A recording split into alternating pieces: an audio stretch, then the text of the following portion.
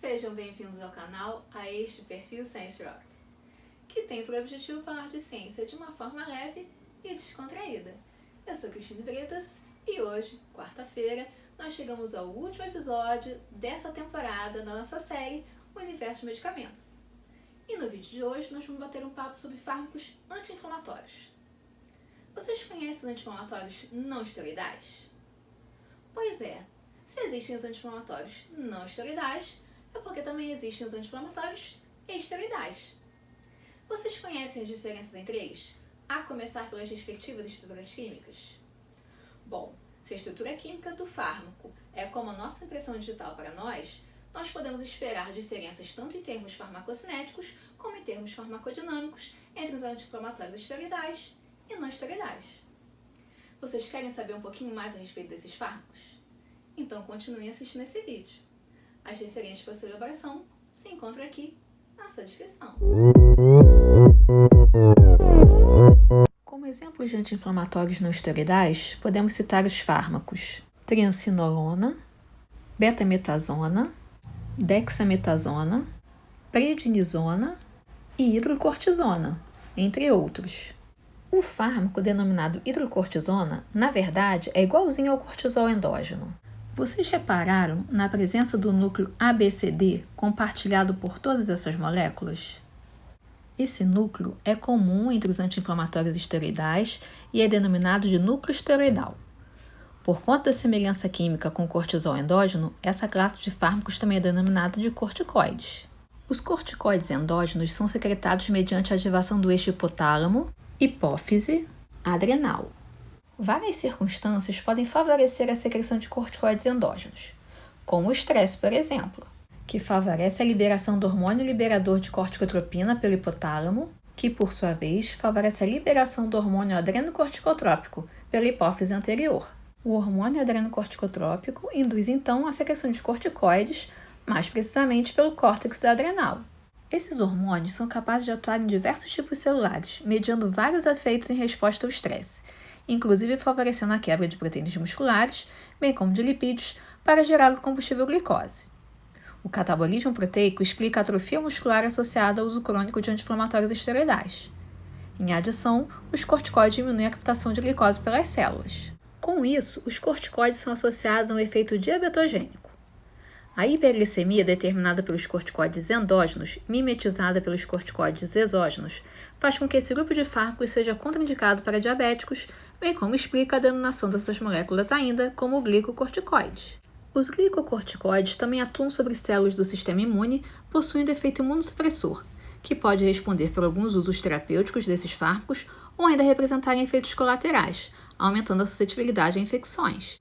Os corticoides ainda diminuem a formação dos ossos por reduzirem a síntese de colágeno do tipo 1 e de osteoblastos, bem como a absorção intestinal de cálcio. Ainda são capazes de favorecer a atividade dos osteoclastos e aumentar a eliminação renal de cálcio. Por isso, não são fármacos interessantes para indivíduos com osteoporose e osteopenia. A supressão do eixo hipotálamo-hipófise adrenal pelos corticoides endógenos também são mimetizados pelos exógenos, de modo que o uso crônico desses agentes diminui a resposta do organismo ao estresse. Então, dependendo do tempo e da dose da corticoterapia, a interrupção do uso do fármaco deverá ser gradual. O núcleo esteroidal dos corticoides é compartilhado, inclusive, com outros esteroides secretados pelo córtex adrenal. Além dos corticoides endógenos, é possível observar o núcleo esteroidal nos mineralocorticoides, como a aldosterona, cuja ação discutimos no vídeo sobre fármacos diuréticos, e andrógenos, como a testosterona. A molécula precursora da síntese de todos os hormônios esteroides adrenocorticais é o colesterol. Toda essa questão química explica por que os anti-inflamatórios esteroidais são lipossolúveis, podendo ser absorvidos se administrados na pele e distribuídos para o sistema nervoso central, causando alterações no comportamento. Alguns corticoides também são capazes de se ligar em receptores mineralocorticoides, determinando retenção hidrossalina. Por isso, são contraindicados para hipertensos e portadores de insuficiência cardíaca.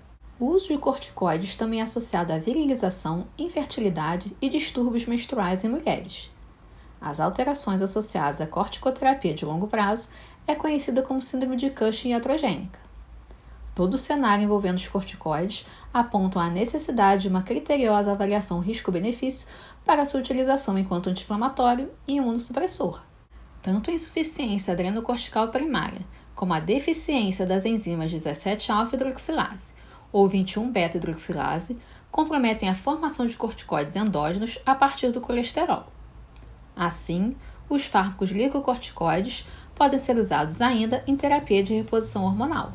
Já os anti-inflamatórios não esteroidais, comumente conhecidos como AINES, são desprovidos do núcleo esteroidal, não compartilhando com os corticoides as características que decorrem dessa estrutura.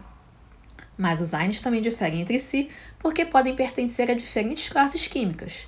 Por exemplo, enquanto o ácido acetilsalicílico, que se liga irreversivelmente no receptor farmacológico e é princípio ativo da aspirina, é da classe dos salicilatos, o ibuprofeno, princípio ativo do Advil, é um derivado do ácido propiônico. Já o diclofenaco, princípio ativo do cataflã, constitui um derivado de ácido fenilacético. E ainda existem várias outras classes químicas abrangendo vários outros AINES. Algumas classes químicas são associadas a reações de hipersensibilidade. De modo geral, os AINES estão associados a efeitos analgésicos, antitérmicos e anti-inflamatórios, daí decorrendo seus principais usos clínicos, inclusive em condições artríticas crônicas. Os anti-inflamatórios esteroidais também compartilham efeitos analgésico e antitérmico. Entretanto, o seu perfil de efeitos indesejados não favorece seu uso para essas outras finalidades. Mas cabe salientar que nem todos os AINES de fato apresentam essas três ações. Por exemplo, paracetamol e dipirona, princípios ativos respectivamente do Tilenol e da Novalgina, são inseridos nesse grupo de fármacos, embora sejam bem peculiares, e são desprovidos de efeito anti-inflamatório. Já as doses de ácido acetilsalicílico necessárias para esse efeito são mais altas do que para uso como analgésico e antitérmico. Por conta do efeito ulcerogênico que advém de doses mais altas, a relação custo-benefício não corrobora o uso do ácido acetilsalicílico como anti-inflamatório. Em adição, por uma limitação farmacocinética, substâncias pouco lipossolúveis a ponto de não passarem a barreira hematoencefálica, como o diflunisal, são desprovidos de efeito antitérmico. Mas quais os mecanismos envolvidos nos efeitos analgésico, antitérmico e anti-inflamatório dos corticoides e dos AINES? Bom, é importante lembrarmos que a inflamação abrange uma resposta do organismo a um estímulo lesivo.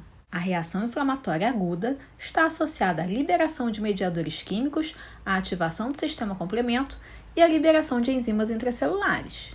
É caracterizada por sinais que abrangem calor, rubor, inchaço e dor. A cronificação da inflamação abrange o recrutamento de células como macrófagos e a proliferação de fibroblastos, podendo levar à perda da função. Embora AINES e corticoides abranjam classes de fármacos bem distintas, ambas têm a capacidade de modular negativamente a cascata do ácido araquidônico, associada à produção de importantes mediadores do processo inflamatório. A ação da enzima fosfolipase A2 sobre fosfolipídios de membrana leva à formação do ácido araquidônico, substrato de enzimas lipoxigenase e ciclooxigenase. Os leucotrienos, oriundos da via das lipoxigenases, estão associados ao recrutamento das células inflamatórias e ao aumento da permeabilidade vascular, bem como à broncoconstrição. Quanto à via da ciclooxigenase, a literatura aponta a existência de pelo menos duas isoformas de enzimas. A COX-1, constitutiva, é responsável pela produção basal de prostaglandinas associada a ações fisiológicas, como citoproteção gástrica, bem como a produção de tromboxano, capaz de induzir o processo de agregação plaquetária. Já a COX-2 é a isoforma induzida por citocinas pró-inflamatórias como interleucina 1, sendo constitutiva basicamente no endotélio, onde a produção de prostacyclina é associada a um efeito antiagregante plaquetário. A prostaglandina PGE2, enquanto mediador inflamatório, é capaz de pré-sensibilizar os receptores para a dor, causando hiperalgesia, ou seja, diminui o limiar da dor, fazendo com que estímulos de pequena intensidade sejam percebidos como dor. No hipotálamo, a liberação de citocinas por macrófagos também leva à produção de PGE2, que desajusta o termostato hipotalâmico, desajustando os mecanismos de ganho e perda de calor, promovendo assim a elevação da temperatura corporal. Por isso, tanto AINES quanto os corticoides estão associados a efeito anti-inflamatório, antitérmico e analgésico periférico, dentre outros, decorrente da sua capacidade de reduzir a biossíntese de prostaglandinas. Outras condições onde há exacerbação da ação desses mediadores químicos também constituem usos clínicos dos AINES, como mastocitose sistêmica e síndrome de Bartter. Os corticoides reduzem a biossíntese de prostaglandinas, mais precisamente através da inibição da fosfolipase A2, e os AINES via inibição da enzima ciclooxigenase. Assim, ambos são então capazes de exacerbar o glaucoma, levar ao prolongamento da gestação, reduzir o tônus vasodilatador renal, favorecendo a retenção de fluidos e a elevação da pressão arterial, independentemente do efeito mineralocorticoide dos anti-inflamatórios esteroidais. Dependendo do AINE, ainda são compartilhados com os corticoides efeito ulcerogênico e antiplaquetário. Isso porque os AINES podem se ligar seletivamente à enzima COX-2 induzida pela inflamação. Menos efeitos indesejados, especialmente gastrointestinais, são esperados se a COX-1, constitutiva na maioria dos tecidos, não for inibida. Como exemplo de AINE seletivo para COX-2, podemos citar os fármacos diaril heterocíclicos, como o celecoxib. Cabe salientar que a redução da produção de prostacyclina PGI2 com ação antiplaquetária associada à inibição seletiva da COX-2 pode favorecer a ocorrência de eventos tromboembólicos. Então, também é importante ter cuidado em relação ao seu uso. É importante ainda ressaltar que os AINES, de modo geral, ao inibirem a enzima ciclooxigenase, são capazes de aumentar a oferta de leucotrienos em paralelo à redução das prostaglandinas, pelo desvio do substrato ácido araquidônico para a via das lipoxigenases. Já os anti-inflamatórios esteroidais reduzem a biossíntese de leucotrienos juntamente com a de prostaglandinas, ao diminuírem a produção de ácido araquidônico. Desse modo, enquanto os AINES podem deflagrar uma crise de asma, os corticoides podem ser usados topicamente para preveni-las.